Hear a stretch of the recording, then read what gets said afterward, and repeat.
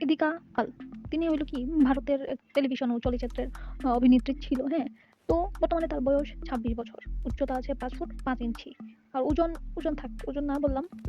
তারপরে কি করলো ২০১৯ সালে তার যে টেলিভিশনের ধারাবাহিক নাটক 'বেদের মেয়ে জোছনা' দিয়ে তার জীবন শুরু ক্যারিয়ার।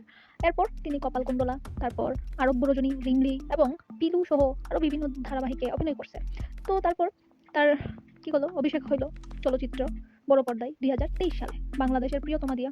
সহশিল্প তো ছিল, আমরা সবাই জানি শাকিব খান। তারপরে টলিউডের আরেকটা মুভি করছে 'খাদান'। হ্যাঁ, দেবের বিপরীতে সেটা। সেটা হলো তার টলিউডের ১ম কাজ। তারপর আসছে এটাই শুরু হইলো।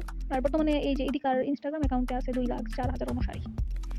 আবার ব্যক্তিগত জীবন সম্পর্কেও কিছু তো গুঞ্জন আছেই। এখন তার বয়ফ্রেন্ড হইলো সবাই যেটা ভাবে, সেটা হলো ফটোগ্রাফার তথাগত ঘোষের সাথে তার একটা সম্পর্ক। কিন্তু ইদিকা মামুনি তো কিছু প্রকাশ্যে জানায়নি। তো সেটা আমরা কিভাবে বিশ্বাস করব? গুঞ্জনই থাকুক। ইদিকার আরেকটা আ গোপন ব্যাপার হলো সে একজন প্রশিক্ষিত শাস্ত্রীয় নৃত্যশিল্পী এবং ভারতনাট্যম ও কথক নৃত্যে দক্ষ। হুম? সে গানও গাইতে পারে। তার ওয়েব সিরিজের জন্য কিছু গানও গেয়েছেন। সেটাই। এখন আরো কিছু জানতে চাইলে, আপনারা যদি জানতে চান, তাইলে লাইকটা কইরা সাবস্ক্রাইব দিয়ে বেলটা বাজায় দিয়েন। তাইলে আয়া পড়বো। আমার ভিডিও ছেড়ে দিলেই আপনার সামনে